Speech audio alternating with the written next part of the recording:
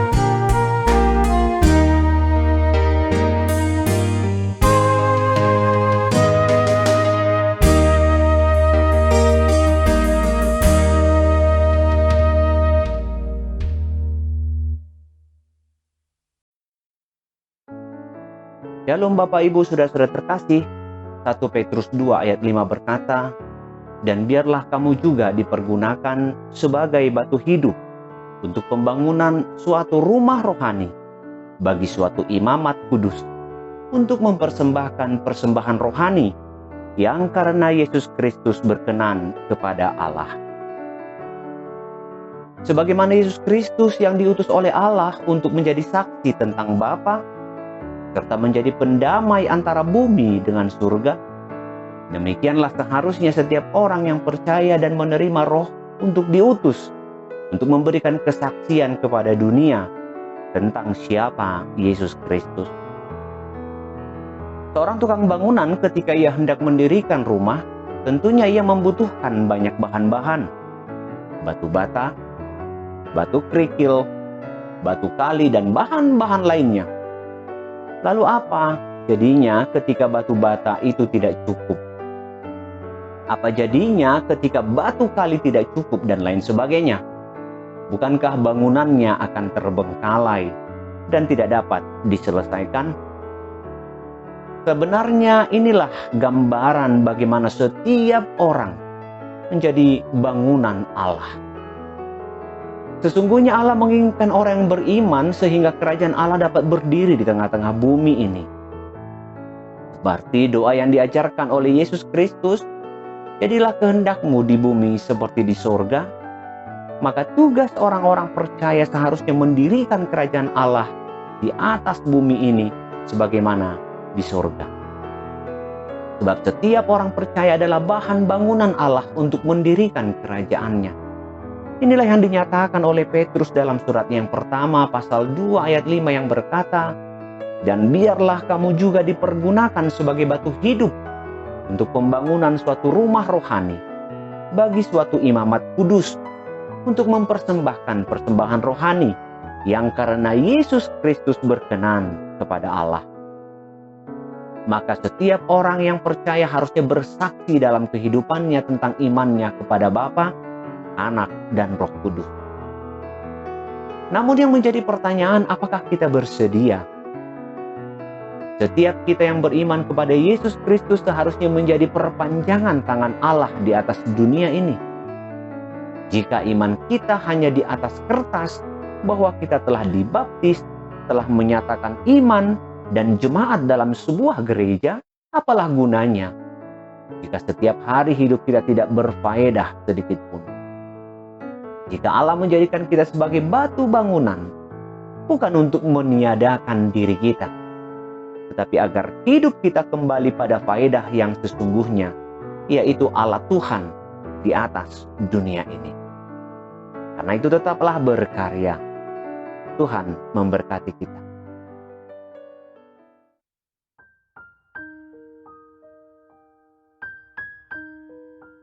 Segala syukur dan hormatku hanya kepadamu, ya Tuhan, awal dan mula kehidupanku.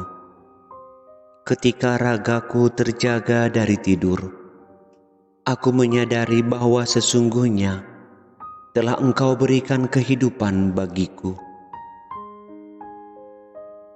Dalam samar langit menanti terang, telah terdengar suara kesibukan menuju aktivitas.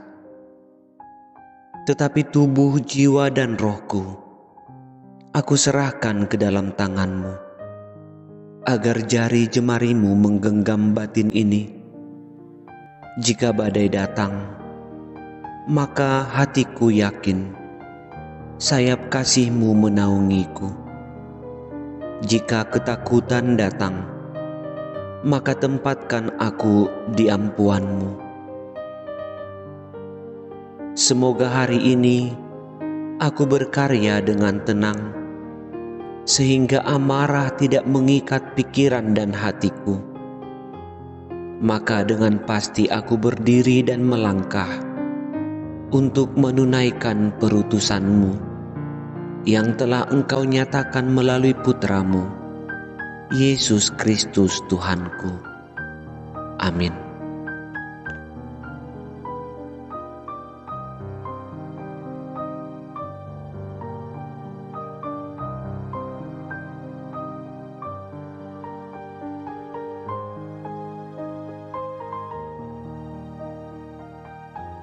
Terima kasih telah menyaksikan acara ini. Mari dukung acara ini melalui doa dan partisipasi kita untuk mensubscribe. Tekan juga tombol lonceng untuk memberitahu bahwa Anda mendapatkan acara yang terbaru.